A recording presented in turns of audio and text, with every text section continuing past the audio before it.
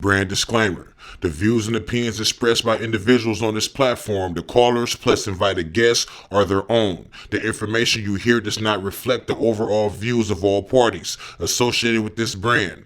We encourage everyone to research all things heard live or via archive for edification purposes. Discretion is advised. Ashe, beautiful people. This is Reese Roberts. I am the host of the Entertain the Thought podcast on SoundCloud, and I want to give a tremendous shout out to Sal and Debate Talk for You Radio for providing a space where like-minded people can really come together and discuss the true state of our community as melanated people. I really want to thank you, Sal, for providing this service to the community and also for providing us access to information. That's one thing that's truly assisting us in our progression as a community of people, and it's just invaluable, the service that you provide with your shows and all of your productions. Thank you so much for being who you are. Peace, love, and light from Reese Roberts. Don't touch that dial. You're now listening to Debate Talk for You Radio.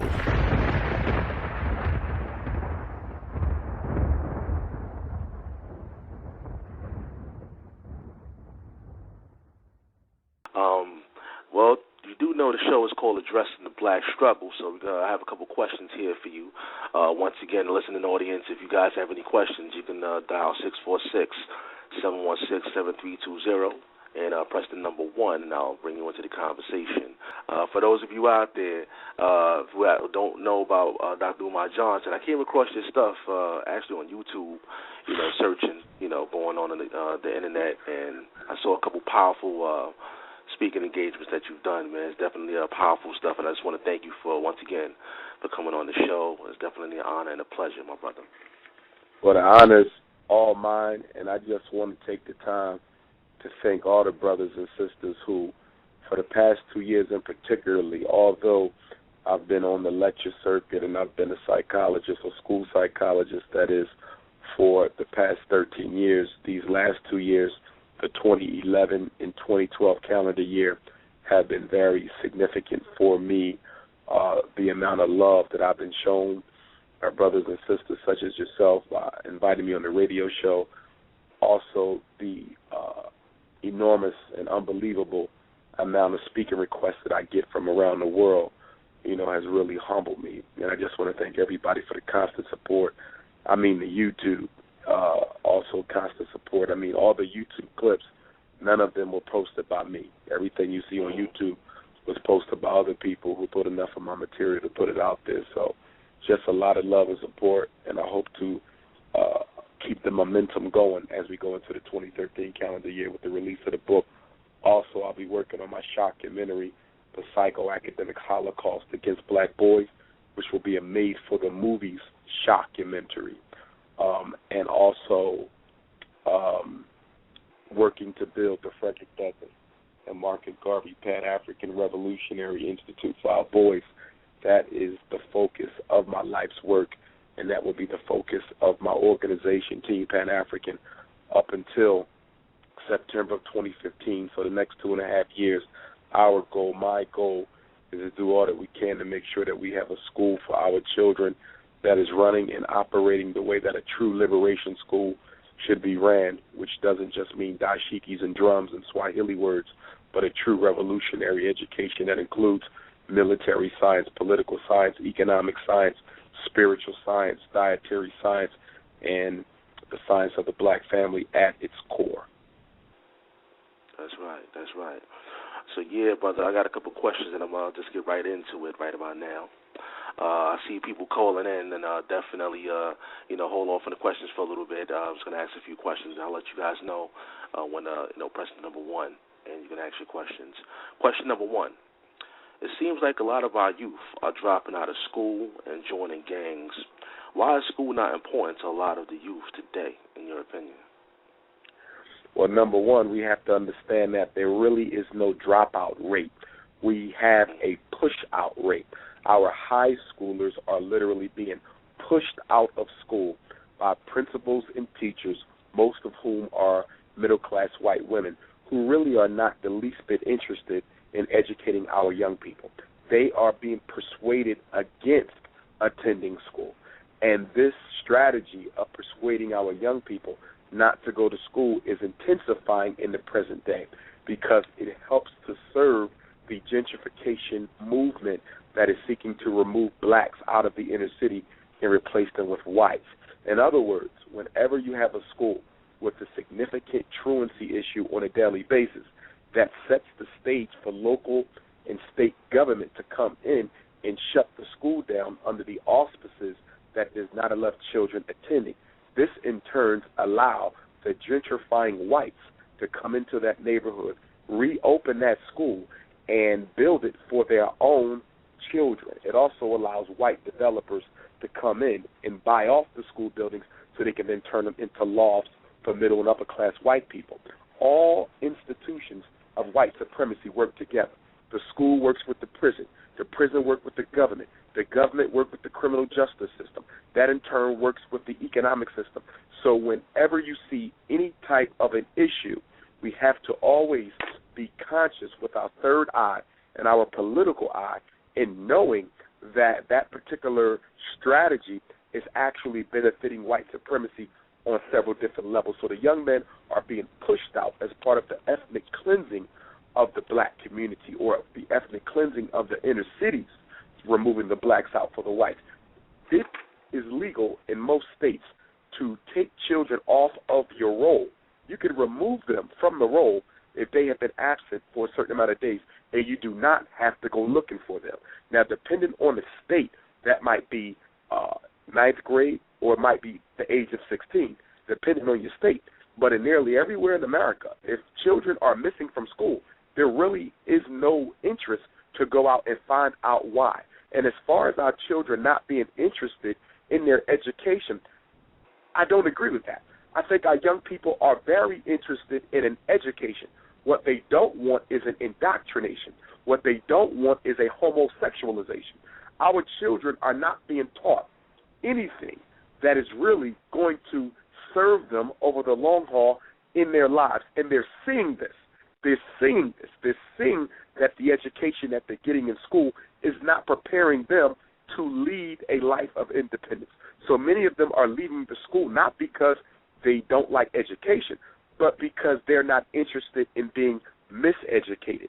On top of that, we have to add that most states now have a mandatory graduation examination, where you have to pass a test in order to get a high school diploma. So if you're looking at a young man who's always academically struggled because he's never received an appropriate education in the first place, now he's being faced with the fact that even if he goes to school, even if he does his work, even if he gets good report card grades, he might still not get a high school diploma because he has to pass a test at the end of his high school career. So they're not leaving because they want to. They're leaving because they don't see any future in public education as it's currently designed. The number is 646-716-7320. That's 646-716-7320. If you have any questions, press the number 1, and I'll bring you into the conversation. What about the special ed programs out there? I saw that you mentioned something about special ed on YouTube. Tell the people about the special ed programs out there. Well, special education itself is the general term used to describe the United States federal government's Public Law 94-142, which was created in 1975, the Education for All Handicapped Children Act. It was no coincidence that special education emerged a decade following the Civil Rights Bill and 2 decades following the Brown versus Board of Education Topeka, Kansas decision. The purpose of special education politically for black children is to legally marginalize, segregate, and miseducate them. Special education allows racist schools and educators to resegregate black children away from white children. Instead of saying they're black, they can now say that they have a learning disability, which, by the way, is a condition that cannot be proven to exist. It is an idea. It is a concept. It is not a fact. It is a professional opinion. And so they use mild mental retardation, another condition that is difficult to prove to exist, and emotional disturbance. And then you add to these the clinical disorders of attention deficit hyperactivity disorder, which I like to refer to as ain't no damn daddy at home disorder, because that's really what it is, a condition that's growing out of America's mass incarceration war against black men. Simply put, they're removing black men from the homes, and they are putting the children on drugs because the fathers aren't there. And so the psychiatrist has become the new father in the black community by simply writing out a prescription to deal with inappropriate behavior, when that generally was the job of the father. But because the father is being arrested and marginalized and castrated from the black community, they're simply drugging the children into submission. So special education is the number one cause of the large functional illiteracy rate that we have in the black community. When I go to prisons and speak in prisons, and I spend a lot of time in prisons, a lot of the gentlemen and young men there were special educated. In fact, the average reading level of an inmate in a federal penitentiary is 3.5 grade level. So why is it that the average reading level of an inmate is 3.5 years of schooling, 3.5 grade? That's because many of these individuals were special educated. When a child is put in special education, they are no longer expected to achieve as well as their peers. That is serious, because when you allow your child to go to special ed, you're saying that I really don't think there's much hope for him above and beyond the special education program. Now, a lot of children could go into special ed, and they might only be in there for part of the day or maybe a couple hours a week. We're not talking so much about the itinerant level of special education support. We're talking about our full-time special education children, full-time special education children who are separated from the regular ed setting all day, 5 days a week, and deliberately miseducated, when we know full well that by the time they graduate high school, if they graduate at all, they will not be academically functional. So they will not be able to consider trade school. Many of them won't be able to consider college, and many of them won't even be able to get a job, because special education allows the school districts of America, both public and charter, to legally miseducate our children. That's right. Now, a lot of our youth are growing up in single-parent households.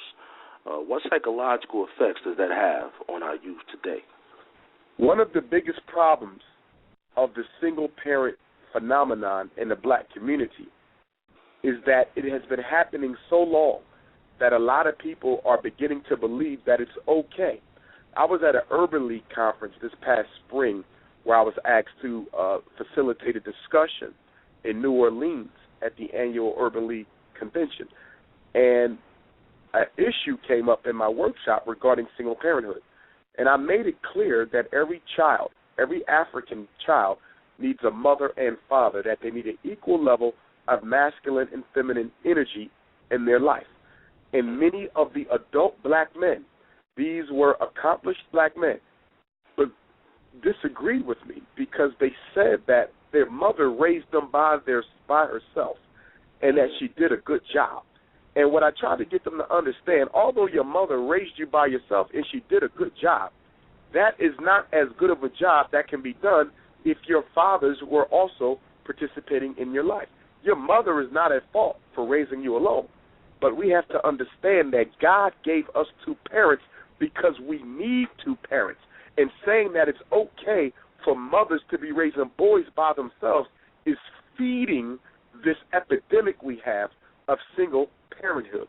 We also have a rising number of black women who, having raised children by themselves, believe that they don't need the father around. We have a serious epidemic of black women who are intentionally keeping the black men out of the lives of their children, and many of them are being supported by their mothers, which is the children's grandmothers, and other women in the community, even in the conscious community, who are working against the father's presence in the lives of their children. So this is a very, very, very big issue. Now, psychologically, what are some of the ramifications of single-parented children? Well, number one, homosexuality and lesbianism is at the top of the list. When a black boy doesn't get enough masculine energy from his father, he can grow to hate his father for not being there, or he could grow to continue to search out the masculine presence that he was denied in his childhood, which can lead to a romantic relationship with another man who's looking to exploit that boy for sexual favor. Same thing happens with a girl. If the father's not there, she may grow to hate black manhood, and as a result of that, decide that she wants to spend the rest of her life with a woman. We also know that children who come from single-parent homes suffer more anxiety, more depression, more chemical dependence, more juvenile delinquency. They drop out of school quicker. They're less likely to get married, and they're less likely to have the other parent of their own children involved in a child's life. So we have to look at the intergenerational consequences of this single parenthood. And we have to say, I have to say personally, that I'm guilty of that. I have 2 children, 2 daughters who I love with all my heart, but I had those daughters out of wedlock. And that is not the type of example that I want to set for African-American boys. And whenever I do talk to our young men in schools, in prison, community centers, libraries, and when I travel the country lecturing, I try to make them understand that I made a mistake not in having my children, but the manner in which those children was brought into this world, and that was outside of wedlock. So we have to be very, very cautious. The example that, we set for young people, because I myself, even being guilty, I'm not setting a perfect example as well. But again, us have children who are being raised in homes with both parents. Parents can't be together. If the parents can't be together in the same home, because sometimes that's possible. Sometimes we find out that the people we have children with aren't people we really want to be with for the rest of our lives. That can happen. Then it's important that we be involved in the children's life for the duration of their lives. What matters most is not a mother and father living together with the children. That's not what matters most. What matters most is the mother and father working together for the best interest of our children. So when I talk about single-parent homes, I'm not simply saying that the father is not in the house. When I speak of single parenthood, I'm speaking of the father's presence in the life of the child. And I want to clarify that, because most of the time when discussions of single parenthood are had, it's about whether or not the father is physically in the home. I'm not as interested in that. That's also important, and we love to see our children in the homes with both parents. But when I speak of single parenthood, I speak about the father's presence in the home, in the life of the child, because even if he is present in the life of a child, many of the side effects that can come from not being in the house can be curtailed and avoided. Yeah, now for those who just joined in the room, the show is called Addressing the Black Struggle. I actually have a question in the chat room for you from FMCI. It says, what is the information you need from brothers who want to be part of BMEN? Black Male Empowerment Network. Yes, indeed. That's one. That's the male auxiliary of Team Pan-African. Well, number one, we want to invite all the brothers to be on our international teleconference call, which takes place every Sunday night. And the number is, they can text me for it. Text my phone after tonight's show, 215-989-9858. Again, 215-989-9858 is my cell number. Just text me for the call-in number for B-Men. But again, every Sunday, 8 to 10 p.m. Eastern Standard Time, brothers having a discussion about what we need to do. And also Be Queen, the Black Queen Unity Empowerment and Equality Network. They have a teleconference call at the exact same time, every Sunday, 8 to 10 Eastern Time, and that's a different number for the sisters who want to join. And I want to invite everyone on tonight's call to join me in Fort Lauderdale, Florida, for Team Pan-African's very first Meeting of the Minds. It's going to be held in Fort Lauderdale, Florida, from January the 18th to the 20th, Friday, Saturday, and Sunday, and it's going to be at the Recreation Center that is adjacent to the African American Research Center and Library, where I will be speaking at the first night of Kwanzaa. So registration should be up within the next couple of days on my website, drumarjohnson.com. All you have to do is register, It's only going to be a few dollars to do that. Go ahead and book your flight, book your hotel, and send me your flight itinerary and hotel reservation so I know where you'll be staying at in case you need to be escorted from the hotel to the conference at the rec center or from the airport to the conference. Most hotels in Fort Lauderdale have excursion from the airport to the hotel, but if you need that, I'm going to have a 15-passenger van, and I'll be able to help folks get around. So, again, this Team Pan-African Meeting of the Minds of Fort Lauderdale is really, really focused on building an independent school for our children. I'll be in California next week, Los Angeles. I'm going to be meeting with an elder who has about 16 acres of land, and he's willing to donate some of that land for the building of the Frederick Douglass and Marcus Garvey Revolutionary Academy for our children. So I'm going to be meeting with him, and then I already have an architect who's designing the school for me. So I'm just trying to find out how much this is going to cost, how many million, and then we're going to embark upon a capital campaign to get this school built. And if there's any educators on the line, anybody who wants to be a part of the school, and you don't have to be an educator. Your expertise might be in shoemaking, or it might be in manufacturing. It might be in holistic food. You still have a place at our school because this school is preparing African children to be successfully independent in life. So it's more than just reading, writing, and arithmetic. And I want to be very important and very clear about saying that. So if you're interested in helping us to build this school, and if you want to be a part of it, please consider coming to Fort Lauderdale January 18th through the 20th for the Meeting of the Minds, where we're going to discuss the school. We're going to discuss male-female relationships, mass incarceration. We're going to discuss all of the major issues that are affecting us. Friday night from 5 until 9 p.m. and Saturday the 19th of January from 8 a.m. until 4 p.m. So please consider coming on out. I think you will enjoy yourself, get an opportunity to see Fort Lauderdale. Friday night we're going to go down to Fort Lauderdale Beach, where you get an opportunity to walk up and down the strip, go into, enjoy the various restaurants and nighttime activities they have in Fort Lauderdale. Saturday we're looking at a possible bowling party as well. So please come on down, brothers and sisters, bring the whole family. It's going to be a very focused conference, and we would love to have you be a part of Team Pan-African. Yeah, our special guest tonight is Dr. Umar Johnson. The number is 646-716-7320. If you guys have any questions, press the number 1, and we'll bring you into the conversation. Now, in our black communities, we have racism amongst one another. What are some of the things we need to do in order for us to, as people, to come together in unity? Well, one of the things that Marcus Garvey said, he said that the racism practiced within the race exceeds the amount of racism that is directed at the race.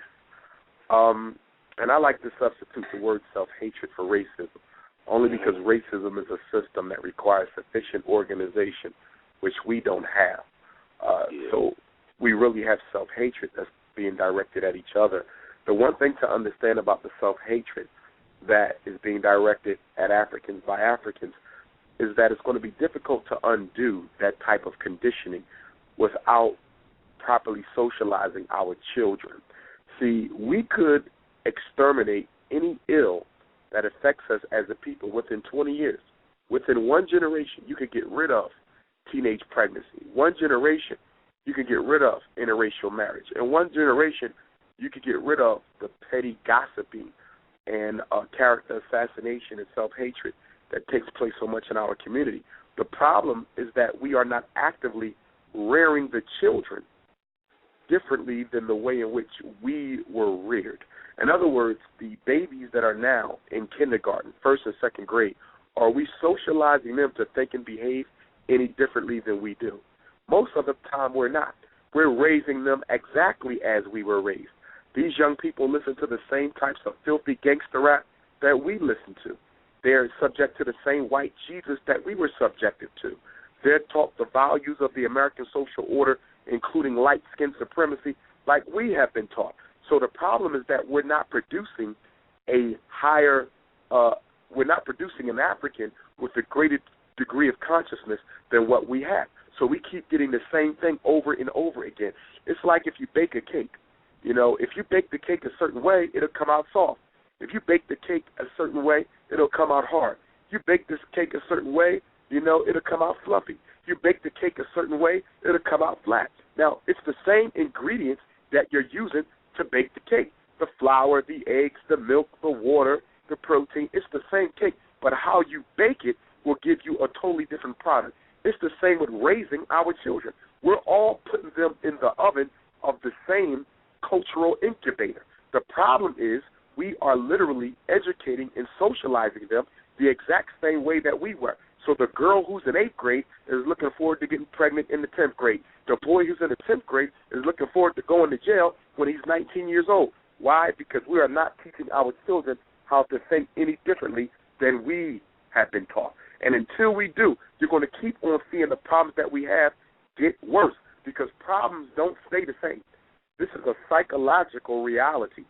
Problems don't stay the same. They are always getting better or they are always getting worse. They never stay the same. White supremacy is either getting weaker or it's getting stronger.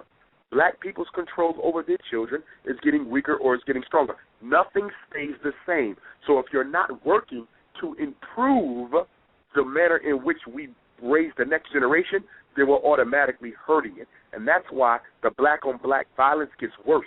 It's worse now than it was in the 90s. It was worse in the 90s than it was in the 70s. It was worse in the 70s than it was in the 60s. Look at the dropout rate. The dropout rate is worse now than it was 10 years ago, which was worse than what it was 20 years ago, because problems do not stay the same. They get worse. And because we have stopped working collectively and seriously to address our problems, they've only gotten so much more worse. Unfortunately, too many distractions have been placed in our way. Obama is a distraction. Religion is a distraction. Sometimes our cultural history can be a distraction for people who seek to turn our history into another religion, a form of escapism. We have drugs as a distraction. Materialism is a distraction. The so-called black middle class, which doesn't even exist, that's a distraction. So the problem is that propaganda, as Marcus Garvey said, is the greatest weapon used to destroy your people. Mr. Garvey said propaganda is even worse than open warfare. And if you look at the war against black people, it's predominantly a war of propaganda. You're simply being led to believe your conditions are better. Your conditions aren't better, but you're being told this. When black people came out of physical slavery in December of 1865, with the passage of the 13th Amendment, we owned less than 1/2 of 1% of all the wealth in America. Here we are, 144 years later, with all the athletes and entertainers and Oprah Winfrey's and Bill Cosby's, and we still only own 1/2 of 1% of all the wealth in our country. So if we're saying that we made progress, whose definition of progress that we're using? And we have to be very careful in particular about the definitions we use to describe our reality, because you are a slave to the definitions that you accept. So if you accept progress being the fact that you got a half-black president in the White House, or if you accept progress as the fact that half of the NBA superstars and half of the NFL superstars are black men, if you see that as progress, that more black people own homes, or should I say are paying on homes, because most of them won't own them. Their grandchildren will still be paying them off with these 30-year mortgages. But if your definition of progress is purely material acquisition, then we've made a lot of progress. But if your definition of progress is politically sound, as is mine, meaning progress is the extent to which you control the means of production necessary for your community to sustain itself, we haven't moved forward. We actually moved backward. We own less land, less business, and less real estate in America today than we did 40 years ago. So who in the hell's definition of progress are we using? Powerful stuff. Once again, we have Dr. Umar Johnson, for those who just joined in, as our special guest. The title of the show is Addressing the Black Struggle.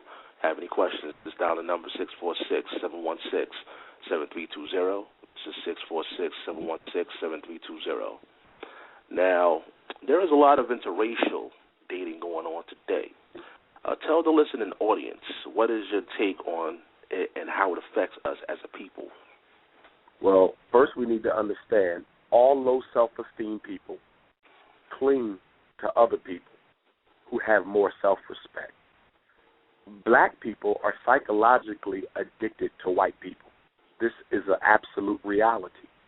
The only people in this world who are interested in integration are people without power. Groups of people with power don't integrate because integration is the dissipation of one's collective power. So Chinese people are not interested in integrating because to integrate means you have to integrate your political and economic strength. Jews, East Indians, Arabs, Hispanics, they're not interested in integrating because they're trying to amass power. When you're trying to build power for your community, integration is unnecessary. Integration is only for groups of people who don't have enough self-respect to build within the community. And so instead they look for acceptance outside of the community. That's why black people don't get any respect. We're not interested in doing it for ourselves. We only want to be accepted by other people, never accepted by ourselves. You look at the average black integrationist, and he's not trying to integrate with his people. He's a separatist when it comes to his people. He's only trying to integrate with people who don't look like him. You put him in a black community, and he runs away as quickly as he came. So is he an integrationist? He's an integrationist when it involves other people. But when it involves people who look like him, he's totally separatist. Interracial marriage, which is predominantly a black male, white female thing, is nothing more than the same concept being expressed on a romantic level.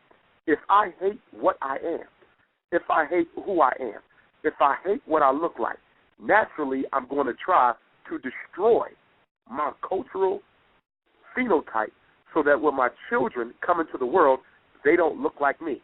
Interracial marriage, babies with white women, is another strategy that black men use to try to commit genetic extermination. It is a form of eugenics because you're putting your seed into the womb of a white woman, incubating a baby that is biologically African, but phenotypically they're going to look more European than they look African in many cases. Now, of course, you have to roll the dice with that because sometimes they can come out still looking as African as you because we are the carriers of the dominant gene. But in most cases, they're lucky enough, unfortunately, to have their child look lighter than them and look whiter than them. So black men marry white women because they don't have any love or respect for the women of their own race. They don't see anything good in a black woman. Don't get me wrong. Some of our sisters do have issues. There's a lot of black men out here fighting like hell to participate in the lives of their children because black women are keeping them out of it and for very selfish reasons. Yes, our sisters got problems. They're not perfect, but we also have problems as black men, and we're not perfect. So if our sisters can stick to us, then the last thing we can do is stick to them. And I think that we all, as black men, need to take a vow of commitment to black women. Whenever we do get married, for those of us who are not, we have to marry within the race. Now, as a Pan-Africanist, you can get that woman from anywhere you choose on the globe. She may come from the Caribbean. She may come from the Holy Continent. She may come from Europe. She may come from Canada. She may come from Central South America. She might come from Australia. I don't care where you get her, but she must be an African. If you don't like the personality type of black women in America, so be it. Get a sister from another place, but she must be an African. Black men are marrying white women because they want to be white themselves, and they feel that at least if they can have the white man's woman, then it makes them feel like they're a little bit more equal to the white man. You would not be interested in marrying a white woman if you didn't have low racial self-esteem yourself. Yeah, once again, the number is 646-716-7320. If you have any questions or comments, you can press the number 1, and we'll bring you into the conversation. Do you believe that religion has brought us even closer together as a people or farther apart?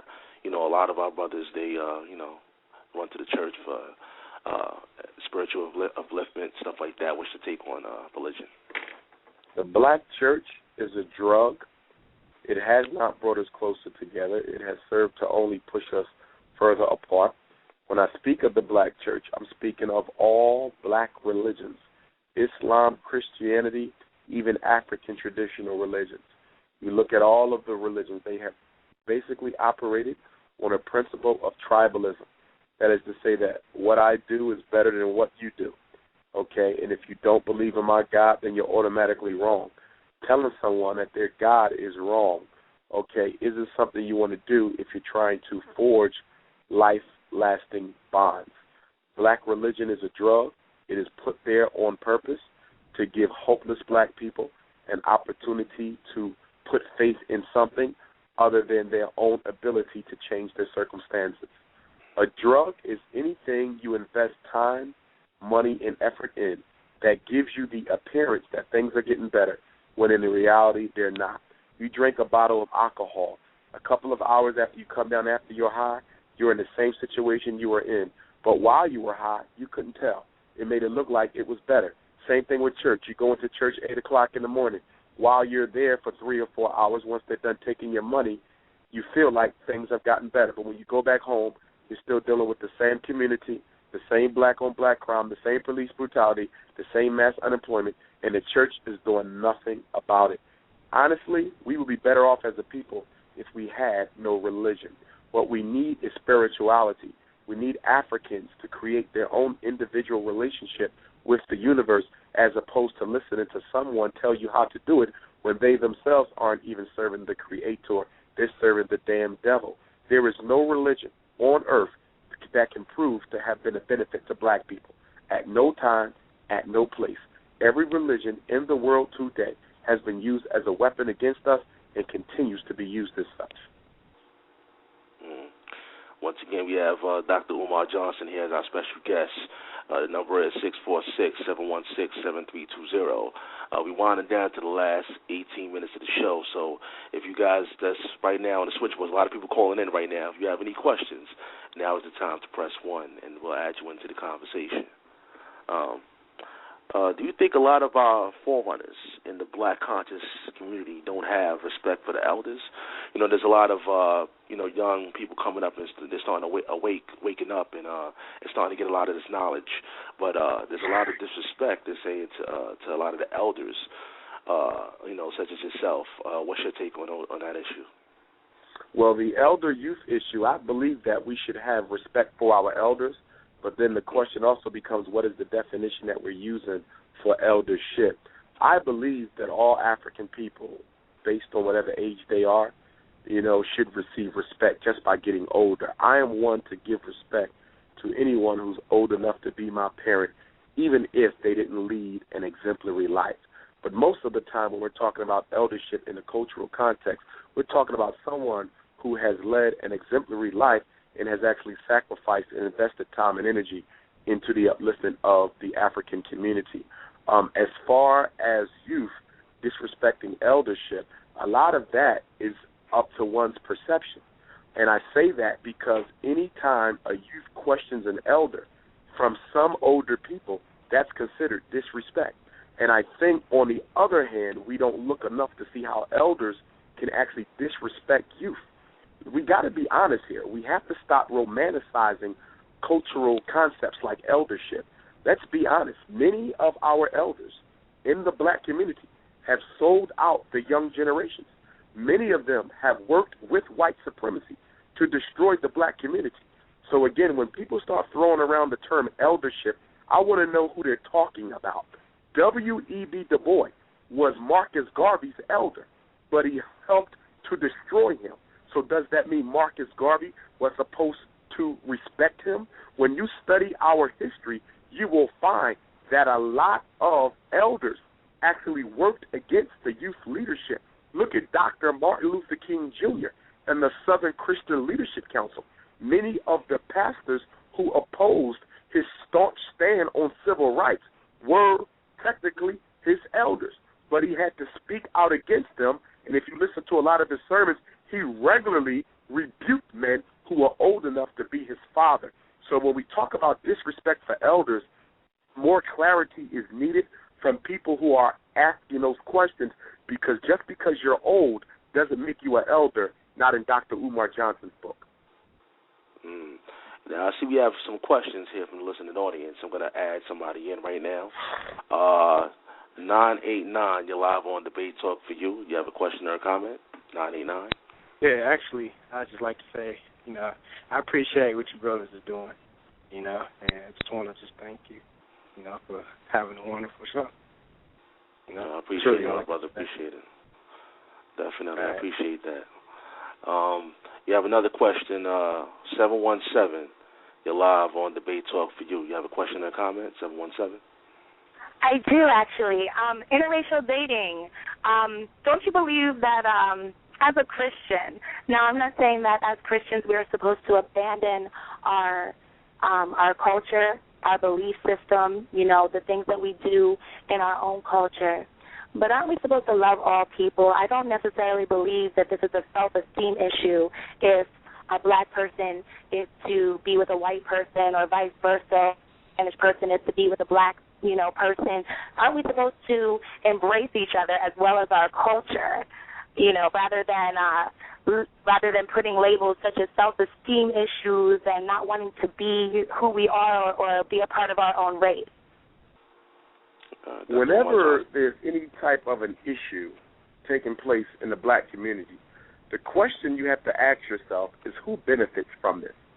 When black men marry white women, who benefits? Economically, the women benefit and the black community loses. How so? Because women tend to live longer than men. So I'm a black man. If I marry a white woman and I'm going to leave this earth before she does, under most normal circumstances, the wealth that I built up automatically falls under her jurisdiction. And she's free to do with that wealth as she so pleases. Now, she is a European. No matter how much you want to ignore people's race, race is the most significant identifier and issue in the world. And you can't explain it away just by wishing that it's not there. But that when I die, that woman is not likely to take my wealth and give it to my people, black people, who need that money. Instead, that money goes to her, stays with her, goes to her family. So what I just did by marrying a white woman is I committed an act of racial sabotage and treachery because I took millions of dollars out of the mouth of my people and gave it to a people who don't even need the money. So economically, interracial dating benefits white people. Now let's look at the children.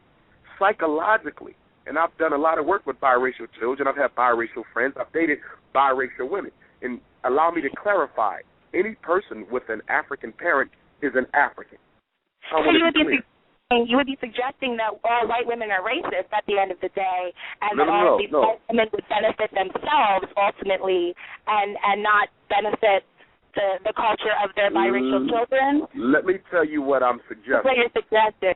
I'm not suggesting that all white people are racist. I am stating that European culture itself thrives upon racism.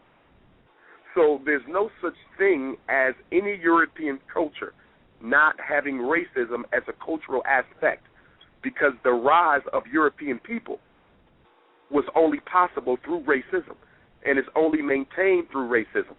10% of the world's population can only control the other 90 through an effective program of global white supremacy. So there is no European culture without white supremacy. There's no Italian culture without it. There's no Irish culture without it. There's no Jewish culture without it. There's no Anglo-Saxon culture without it. There's no Portuguese culture without it. There's no Belgian culture without it. There's no Greco-Roman culture without it. White culture is profoundly a racist culture. It is based on racial supremacy. That has never changed. And if it did, I need you to give me a date when white culture stopped being racist. When did it cease to be racist? I believe there's a date when a lot of people stopped being racist. I mean, maybe the majority. When did that? Do you have a date? When did white people come together? Of Europeans, maybe the majority of Europeans are, racist, white supremacy. I definitely believe in your stats. I definitely believe in all of your facts and figures. But I also believe that there is a, even in its smallest measurement, a percentage of people that are not racist. I think there may be a percentage of people who attempt to control their racism. But we have to be honest, at the end of the day, no matter how liberal you might claim to be, when it comes to siding with one's race, white people do not have a history nor do anyone else except black people because of slavery. They do not have a history of siding with the opposition over their own people. Study any liberal movement in American history or global history. Whether you look at the civil rights movement, you can look at the abolitionist movement, you can look at the current NAACP and Urban League. At the end of the day, when the fire hits the metal, white liberals are not more loyal to black people than they are to white people. And no white person could ever claim to be more interested in a black person than the black person is interested in themselves. Even white people have written on the hypocrisy of white liberals who claim not to see race, but when you look at their political views, when you look at where they live, when you look at their thoughts and ideas on various political issues, they're no different than the Ku Klux Klan or anyone else. So one thing that I try to do for my people is make sure that they are absolutely clear that whether a white person identifies themselves as a liberal or not, they might be respectful towards you, but at the end of the day, they are loyal to their own race. And to be loyal to the European race is to be loyal to white supremacy because the European race is based upon white supremacy. Once again, the number is 646-716-7320. That's 646-716-7320. Our special guest is Dr. Umar Johnson. We're winding down to the last 9 minutes of the show. So if you have any questions, press the number 1, and we'll add you into the conversation. Now, what are some of the books you recommend to the black youth who only understand black history from the classroom? Well, first, let me finish. I want to make the quick point that I was going to make before I was interrupted by the young lady, and that is when a black man has a child with a white woman, that child is quote-unquote biracial, although biologically they're African, and that's how I see them, unless they don't identify with the race. Historically, white men have always used their biracial children to work against the best interests of African people. That's one of the reasons why we have so much light-skinned supremacy in the black community now. That's why there's so much distrust between darker-skinned Africans and lighter-skinned Africans, because historically it was the light-skinned African, okay, and prior to the light-skinned African, it was the biracial African, the product of the slave master and the slave woman, and they would use that biracial child to control the larger black masses, but at the same time keep their loyalty because they were being loyal to their father, who is the white man. And most children have a difficult time being loyal to their race, black people, or when their father is white. And so we have to realize that there was an intentional creation of a hybrid race in Africa, a hybrid race in Asia, a hybrid race in Europe, a hybrid race in the Caribbean, and a hybrid race within the Americas.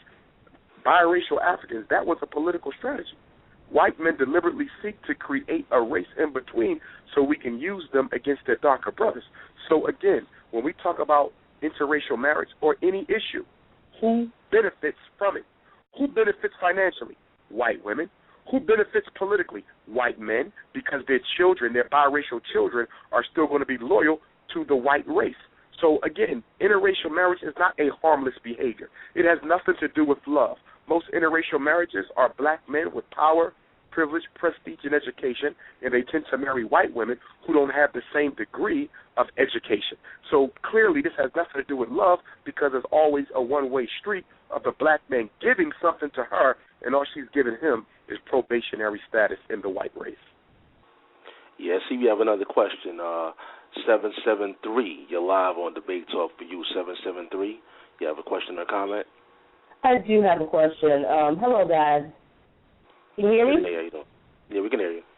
Oh, okay. I have a sore throat, but I just want to tell Dr. Umar that I really like I work with special ed students and primarily elementary, and I knew something was going on, but I could never quite put it into words, and I had conversations with black special ed teachers, and so I just wanted to thank him for the academic warfare on black boys.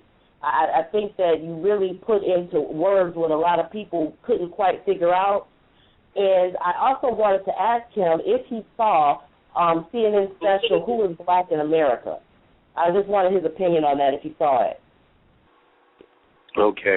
Well, first, sister, let me say, 773, that sounds like Chicago. I will be speaking in Chicago. I will be there the second week in January the 13th, I believe that is the 12th and the 13th.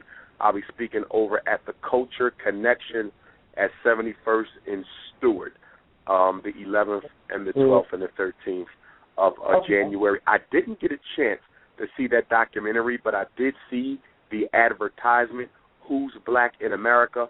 Soledad O'Brien, who always does some of the worst research on what it is to be black in America. Her previous documentaries were garbage, totally garbage. One of them centered around a black family who found their white ancestors, their white relatives, and reconnected with the white side of their family. This is the type of filth that CNN is putting out. But if you know CNN, you know that they're part of the Turner Network, and the Turner Network is one of the largest media companies in the world, and they sit at the table of the Bilderberger and the Council on Foreign Relations, which has always been about the control of Africa, so we can clearly connect the dots and see why they're doing this. But when I saw the advertisement for the documentary that you just mentioned, Who's Black in America, instantly I knew what the purpose of the documentary is. I didn't see it, and I hope someone takes it because I got to get my hands on it. I'm willing to bet that the whole purpose of that documentary was to try to make it appear that there really are no black people in America anymore. They're going to use biracial children. Here we go again. Who benefits from interracial children being born? Okay, they're going to use the prevalence of interracial children who identify as biracial and multiracial as opposed to African, and they're going to use them to explain away African identity. They're going to have people who say, I'm not black because my grandmother was Irish. I'm not black because my grandfather was Italian. I'm not black, my mother is Portuguese. Then they're going to find other people, okay, who got white ancestors who they dug up through their slave routes, and they're going to say, well, I'm not actually African because my grandfather was here in America before the 13 colonies. So what they're going to use is they're going to use black people with white blood to argue that there are no Africans in America since most of us belong to other races. Why are they doing this? Because that is a perfect way to set the stage for mass extermination of African people, mass extermination of black men, the mass poor health care against black women, the miseducation. Why? Because if black people are willing to say there's no such thing as a black man or a black woman, how can you possibly say there's mass incarceration of black men where there are no black men? How can you say there is miseducation against black children when there are no black children? If we are not careful and let these Negroes try to argue that we are not African, that we belong to some hybrid race, that will set the stage for them to get rid of African or African American or black as a statistical category. And once you get rid of blackness as a statistical category, you no longer have to keep statistics on how many black men are in jail. You no longer have to keep statistics on how many black men are killed by police. You no longer have to keep statistics on how many black children go into special education. So we better watch this whole thing about who's black in America, because they're trying to strip us of our Africanity, because so many of us want to be white as opposed to being black. Well,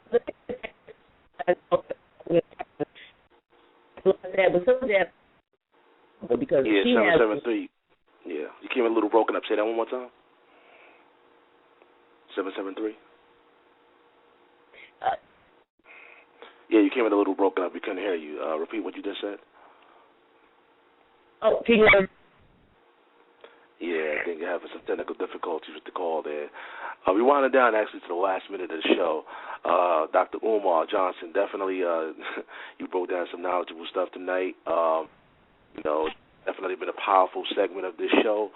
Definitely, once again, I appreciate you reaching out and getting back to us, and to all the callers out there that ask questions. I want to thank you guys, everybody in the chat room, and we're going to see you guys next time. Take care. Have a blessed one.